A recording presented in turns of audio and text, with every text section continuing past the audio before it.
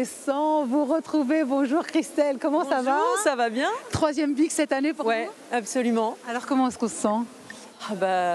Toujours aussi ravi d'être là, toujours aussi émerveillée. Et, franchement, c'est une journée super, donc à profiter à fond.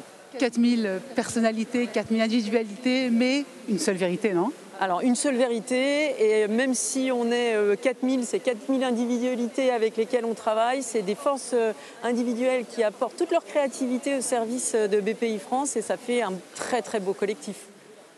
J'imagine l'authenticité, est-ce que c'est une qualité que vous recherchez chez un candidat?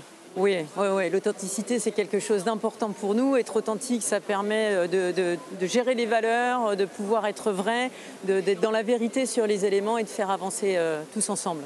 Alors venez, on va marcher un petit peu en direction de Cap Créa. Vous avez lancé il y a quelques mois Projection, qui est une plateforme immersive pour se projeter dans la vie d'une personne en situation de handicap individuel. On va pouvoir découvrir cette innovation pendant ce BIC numéro 11. Est-ce que vous pouvez nous en parler un petit peu en exclusivité? Ah oui, alors en fait, on est hyper fiers de notre plateforme immersive. On a d'ailleurs gagné un prix de l'innovation RH sur le prix d'or de l'innovation RH sur le sujet. Donc en fait c'est une plateforme immersive comme vous le disiez où on se met à la place d'une personne qui peut avoir un handicap invisible.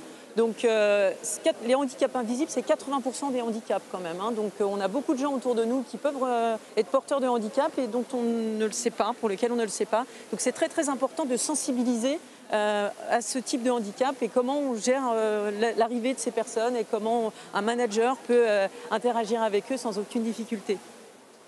C'est là le Cap Créa, non, on y va. Alors moi aujourd'hui sur le plateau du Pont, mais on va le voir ici toute la journée à la Corotel Arena, dans ces couloirs qui vont bientôt bouillonner, beaucoup d'intervenants de l'IA. Vous l'avez véritablement intégré? Alors l'IA, il faut prendre le train en marche comme on dit, parce qu'en fait ça bouge tout le temps.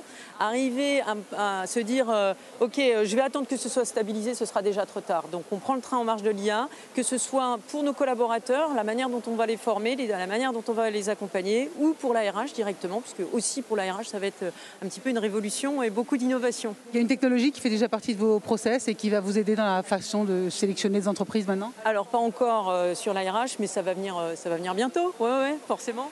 Christelle, merci beaucoup.